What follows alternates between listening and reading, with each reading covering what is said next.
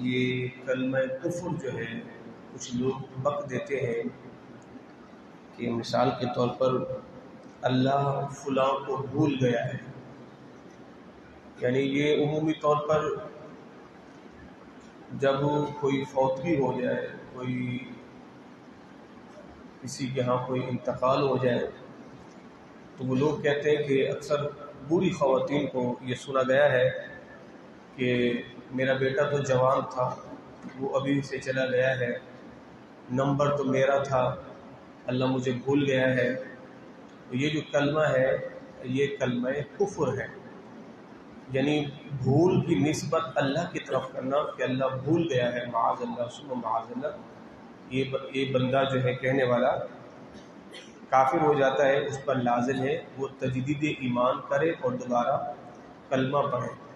تو یہ جو جملے بعض دفعہ کہ دیکھو اس کو اللہ بھول گیا ہے، اس کو اللہ اٹھا ہی نہیں رہا، یا یہ بندہ جو ہے وہ اتنی چوری ڈکیتی وغیرہ کر رہا ہے، اللہ اس کو پکڑ ہی نہیں رہا، اللہ اس کو بھول گیا ہے، یہ جو جملے ہیں یہ کلمہ کفر ہے، اس سے بچنا چاہیے۔ اور اسی طرح ایک جملہ یہ بھی ہوتا ہے کہ میرے فرشتوں کو بھی خبر نہیں ہے، یہ باعث بندہ یہ بھی جملہ کہہ دیتا ہے کہ میرے فرشتوں کو بھی خبر نہیں ہے، تو یہ بھی جو جملہ ہے یہ کلمہ کفر تو نہیں ہے، مگر یہ بے ادبی کے زمرے میں آتا ہے کہ اپنے معاملات کے اندر معاذ اللہ فرشتوں کو منسوب کرنا کہ میرے معاملات کا تو فرشتوں کو خبر ہی نہیں ہے، جبکہ اللہ رب العزت کے فرشتے اس کے ہر اس فعل سے عمل سے باخبر ہوتے ہیں کہ اللہ نے جن کاموں کے لکھنے کی یا جن افعال کے لکھنے کی ان فرشتوں کی ڈپٹی لگائی ہے، یعنی کرامن کاتبین۔ اچھا جی، اسی طرح میں نے یہ وضو کے مسائل میں غسل کے مسائل میں بیان کیا تھا، غسل کے دوران اگر کسی کے جسم پر نجاست لگی ہوئی ہے یا ناپاکی ہے اور وہ جسم سے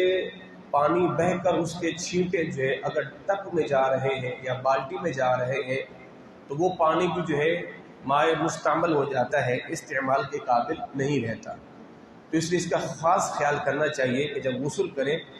اگر تو شاور ہے تو پھر تو اور ہی اچھا ہے، پھر تو پانی کے قطروں کا بالٹی میں ٹپکنا تو سوال ہی پیدا نہیں ہوتا۔ اگر بالٹی سے یا غسل سے کر رہے ہیں تو کوشش کریں کہ وہ آپ کے جسم سے لگ کے گرنے والے پانی کے قطرے اس بالٹی میں یا ٹپ وغیرہ میں نہ گریں۔ اچھا جی، اسی طرح اٹیچ باتھ روم میں وضو کرنا۔ اچھا، اس کے اندر وہ جو وضو کی دعائیں ہیں نا جو دوران وضو پڑھنی ہے،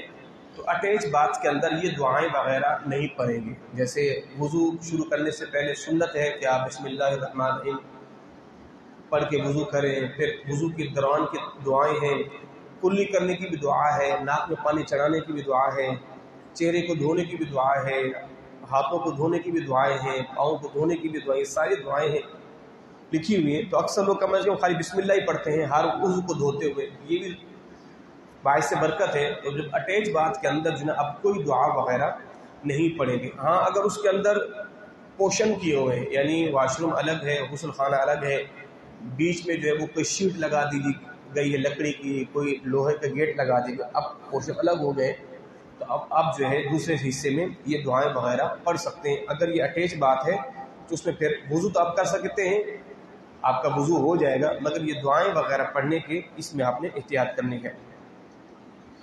اچھا، سالگرہ منانا یہ کیسا ہے؟ سالگرہ منانا، برتھ ڈے منانا یہ جائز ہے اگر اس کے اندر غیر شرعی معاملات نہ ہو، جیسے گانے کا بجانا، میوزک کا ہونا، تاڑیوں کا بجانا،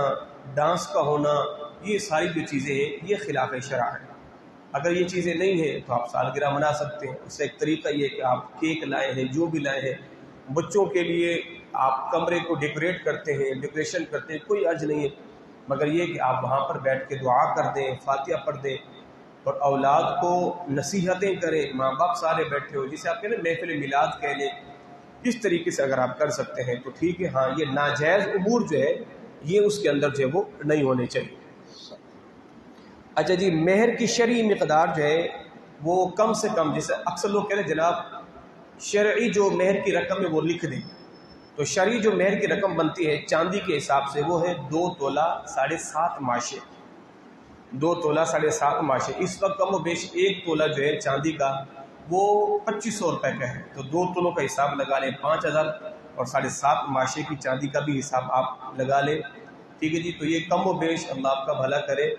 6-6.5 ہزار کے لگ بھگ جا کے بنتا ہے، کم و بیش۔ یہ ہے شرعی حق مہر، یہ شرعی حق مہر بنتا ہے۔ اگر کوئی کم لکھواتا ہے، 2000 لکھ دیں، 3000 لکھ دیں، تو اس پر خود بخود شرعی حق مہر واجب ہو جائے گا۔ اگر اس نے 3000 لکھوایا یا 4000 لکھوایا اور 4000 شرعی حق مہر بنتا نہیں ہے، اس پر خود بخود جو ہے شرعی حق مہر جو ہے وہ واجب ہو جائے گا، لازم ہو جائے گا۔ تو اس لیے کم از کم شرعی حق مہر سے کم جو ہے وہ مہر مقرر نہیں کرنا چاہیے۔ اور اس میں ہمیشہ ایک مسئلہ بھی بیان کرتا ہوں کہ کم از کم نا مہر کے اندر شرعی حق مہر اس وقت ادا کر دینا یہ زیادہ بہتر ہے۔ اب جیسے لوگ لکھواتے ہیں جی 50,000 60,000 بعد میں دیں گے، تو اس میں یہ ہونا چاہیے کہ آپ یہ کہیں کہ جو شرعی حق مہر ہے وہ تو ہے معجل، یعنی وہ تو ہم فوراً ادا کریں گے، اور اس کے علاوہ جو اوپر رقم ہے وہ ہم بعد میں کریں گے، تو یہ بہتر ہے۔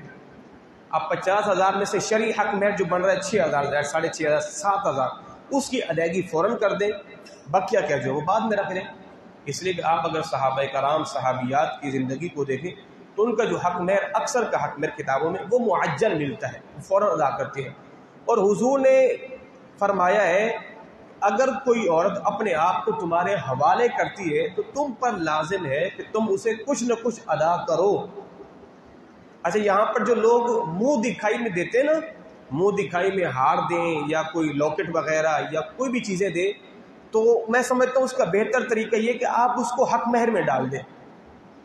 منہ دکھائی کے اندر حق مہر ڈال دیں۔ بھئی منہ دکھائی میں آپ لاکٹ دیں گے، پیسہ دیں گے، اس سے یہ ہوگا کہ حق مہر بھی ادا ہو جائے گا، منہ دکھائی کی رسم بھی ادا ہو جائے گی،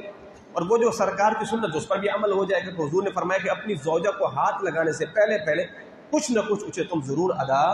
کرو۔ لوگ تو ویسے دے دیتے ہیں، منہ دکھائی میں بہت کچھ دے دیتے ہیں، اس کو بہتر یہ کہ اس کو آپ حق مہر میں ڈال دیں۔ اس کا ایک یہ فائدہ ہوگا اگر آپ کا انتقال ہو جاتا ہے تو یہ کہ آپ کے حق مہر کی ادائیگی پہلے آپ کر چکے ہوں گے، ورنہ حق مہر بھی اس پر ایسے ہی معلق رہتا ہے جیسے قرض رہتا ہے، جیسے قرض کا معاملہ ہے حق مہر کا بھی ایسا ہی معاملہ ہے۔ تو بہتر ہے کہ زندگی میں بندہ اپنا جو حق مہر ادا کر دے گا۔ اچھا، تعزیت کا وقت شریعت نے 3 دن رکھا ہے۔ آپ نے کسی کے فوت شدہ کے ہاں جانا ہے، تعزیت کے 3 دن ہے، 3 دن تک جا کے تعزیت کر سکتے ہیں، 3 دن سے زیادہ کے بعد آپ تعزیت نہ کریں۔ اچھا، اس کے اندر حکمت کیا ہے؟ دیکھیں، ایک تو یہ کہ ایک بندہ پنجاب رہتا ہے، اس کے عزیز کراچی میں رہتے ہیں، اس کو پتہ چلا کہ میرے فلاں عزیز کا انتقال ہو گیا، اب وہ اگر 10 دن کے بعد بھی آئے گا تو وہ تعزیت کر سکتا ہے۔ اگر قریب کے لوگ ہیں، ان کو پتہ بھی چل گیا کہ فلاں کا انتقال ہو گیا، اب وہ 3 دن کے بعد تعزیت نہیں کریں گے، آئیں گے تو اس کا طریقہ یہ کہ اب اگر چوتھے دن آ کے پھر آپ نے اس کو وہی باتیں یاد دلائی تو اس کا زخم کیا ہو جائے گا؟ تازہ ہو جائے گا۔ بھائی ایک بندے کے والد کا انتقال ہوا ہے، ابھی وہ زخم دھل رہا تھا، ایسا ایسا وہ معاملہ سیٹ، اور آپ نے پھر آ کے کہا او ہو آپ کے والد صاحب بڑے اچھے آدمی تھے، بڑے یہ تھے، تو فوراً غم کیا ہو گیا؟ تازہ ہو گیا ہے۔ تو اس کا طریقہ یہ، اگر آپ نے 5ویں دن بھی آنا ہے تو یہ باتیں نہ کریں، فقط آ کے فاتحہ پڑھیں، اس کے والد کے لیے مغفرت کی دعا کریں، بس اتنی باتیں، مزید باتیں نہ کریں۔ اگر مرنے والے کے آپ اچھا یا مزید بیان کریں گے تو اس کا زخم جو ہے وہ پھر سے تازہ ہو جاتا ہے، اس لیے شریعت ہمیں اس چیز کا بھی خیال کرنے کا کہتی ہے۔ اچھا جی، قرآن کے سائے میں رخصتی، اکثر شادی بیاہ میں دیکھتے ہیں نا کہ وہ دلہن کے سر پہ قرآن رکھتے ہیں، تو میں تو ہمیشہ کہتا ہوں کہ ساری زندگی اولاد کو، بیٹیوں کو قرآن پڑھایا نہیں،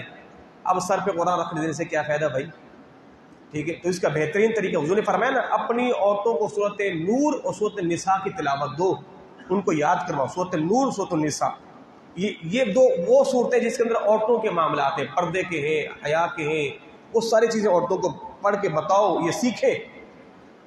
اور حضور نے فرمایا کہ اپنی عورتوں کو سورۃ بقرہ کے آخری جو 2 صورتیں ہیں نا، آمن الرسول سے، یہ عرش کے خزانوں میں سے ایک خزانہ ہے، اسے اپنی عورتوں کو لازماً یاد کرواؤ۔ سورۃ بقرہ کے آخر کی جو آیات ہے یہ یاد کرو اپنی عورتوں کو، اپنی بیویوں کو، اپنی بیٹیوں کو۔ تو ہم ساری زندگی اپنی بچوں کو قرآن پڑھنے کا کہتے نہیں، ساری زندگی وہ ڈائجسٹ ناول نہ جانے کیا کچھ ہوتا ہے، تو پھر سر پہ قرآن رکھ دیا، تو پھر یہ کیا بات ہوگی؟ اچھا، رکھنا ہی ہے تو اس کا بھی ایک طریقہ ہے، اولاً تو قرآن جزدان کے اندر ہو، اور اٹھانے والے کی لازم ہے وہ باوضو ہی ہو، نمبر 1۔ نمبر 2، عورتوں کا مخلوط نظام نہ ہو، مرد عورت سارے جو ہے وہ یکجا ہیں۔ اب ظاہر ہے یہ تو مجلس ناجائز ہو گئی، یہاں پہ عورتیں مرد بالکل ملے جلے ہوئے ہیں، کوئی حیا نہیں ہے، کوئی پردہ نہیں ہے، اب وہ بھی جائز نہیں ہے۔ اچھا بیچ میں ناچ گانا نہ ہو، ابھی تو ہو ہی نہیں سکتا، بارات جائے اور ناچ گانا نہ ہو، تبلے والا ڈھول والا ڈھول نہ بجائے۔ اب ان سارے معاملات میں قرآن اٹھانا یہ قرآن کی بے ادبی ہے، یہ قرآن کی، ہاں یہ ساری چیزیں نہیں ہے، ناچ گانا نہیں ہے، ہلا گلا نہیں ہے، ڈھول دھماکہ نہیں ہے، میوزک نہیں ہے، کچھ نہیں۔ ہاں آپ اگر قرآن بیٹھی کے سر پہ رکھتے ہیں اس لیے کہ اللہ اس کو برکتیں دے، تو پروردگار کریم میں برکتیں عطا فرمائے گا، ٹھیک ہے جی۔ تو اللہ رب العزت کی بارگاہ میں دعا گو ہوں، اللہ رب العزت ہم سبوں کو دین سیکھنے کی توفیق عطا فرمائے۔ اللہم تقبل